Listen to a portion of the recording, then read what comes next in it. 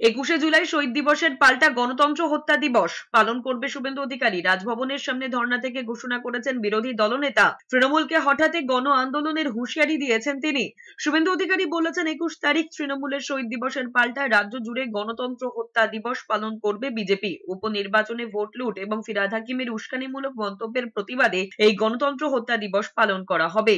সুশীল সমাজকেও পথে নামার আবেদন করেছেন। হুঁশিয়ারি দিয়ে বলেছেন, এবার সময় এসেছে মণিপুরের মতো প্যারামিলিটারি দিয়ে তৃণমূলের দুষ্কৃতীদের ঠান্ডা করার। বিরোধী দলনেতার পরপর কর্মসূচিরও ঘোষণা করেছেন। উপনির্বাচনে যারা ভোট দিতে পারেননি এমন 100 জন মানুষকে নিয়ে রাজভবনের দ্বারস্থ হবেন।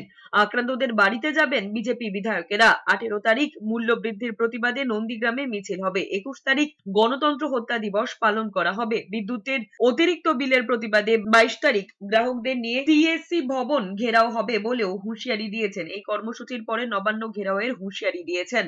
আগামী 19 তারিখ থেকে এই উপনির্বাচনে যারা ভোট দিতে পারেননি, যারা আক্রান্ত হয়েছেন, তাদের বাড়ি বাড়ি বিরোধী দলনেতা এবং বিজেপির এমএলএরা তাদের বাড়ি বাড়ি পরিদর্শন করবে।